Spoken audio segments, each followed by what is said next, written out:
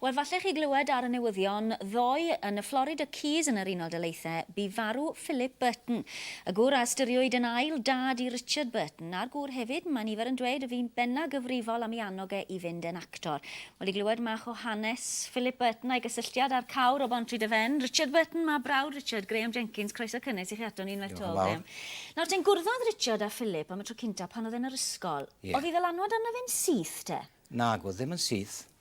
Oedd bobl arall wedi gweld rhywbeth yn y dyn un. Meredith Jones a Leo Lloyd oedd yn gyfrifol am dramau yn Tai Bach. Ond oedd e wneud argraff ar un waith, ond pan nath e dramau fel Professor Higgins, meddylwch chi nawr y brawd ar adeg yno, oedd ei dyfodiaeth e'n hollol cwm a Bontry de Fen, ynddo fe? Ac, ond oedd yn wych, oedd ar hynny, oedd yn gweld bod dyfodol i'r brawd un. Un o'r pethau cynta nath Philip i Richard, wrth gwrs, oedd cael gwared o'r acen ma, ynddo fe? A wedodd rhywun bod yn mynd â fe ben mynydd neu rhywbeth, yn dod Na chi, lan y mynydd Aberafan. Chi'n bod ar adeg yno, cesach chi ddim mynd i Rhydychen efo tafodiaeth Saesnegol, da chi. Ond o'n credu oedd lilt y tafodiaeth Cymraeg dy fe hyd bod fy marw, ond oedd yn gallu gwneud unrhyw tafodiaeth oedd yn dywys. Ond mae rhaid gweud y gwir, oedd chi'n dweud bod Rich yn gawr o ddyn o Bontry de Fen, oedd Philip Burton yn gawr o ddyn hefyd. Oedd yn athro tu hwnt o dda. Jew, ie. Nawr te, mi roedd Richard a Philip yn ffrindiau hyd nes marwolaeth Richard. Ond mach o gwmpa mas, oedd yna dipyn o drwbl adeg gwneud Hamlet yn Toronto, ynddo fe? Wel, nawr te, oedd yn gwneud y thing yn Toronto, chi'n bod yn arferiad yn cyn bod yn mynd lawr i Efrog Newydd. Ac oedd yn amhapus iawn o gwbl ar Hamlet, a un o'r Hamlet gorau sydd wedi bod o dan cyfarwyddwr John Gielgud.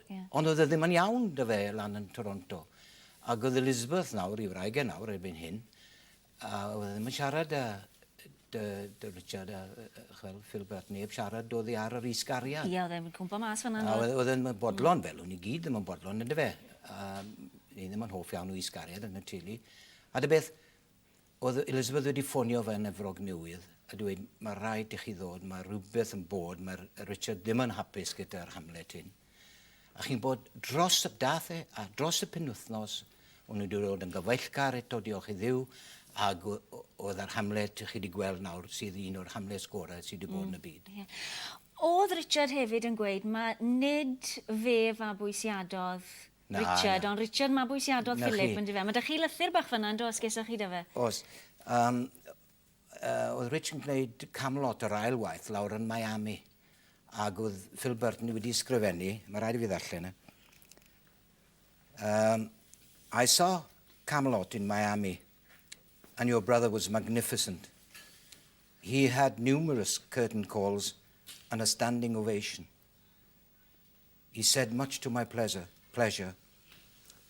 I was more nervous tonight because my mentor and adopted father was in the audience. I owe him everything.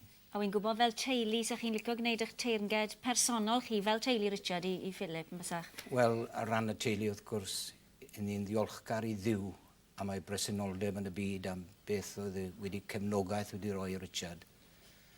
A heddwch i'w lwch. Ie, wir. A'i ddylanwad e'n aruthrol y fawr, wrth gwrs. Graham, diolch yn fawr iawn i chi am ddod mewn i siarad â ni. Diolch yn fawr i chi. Diolch i chi.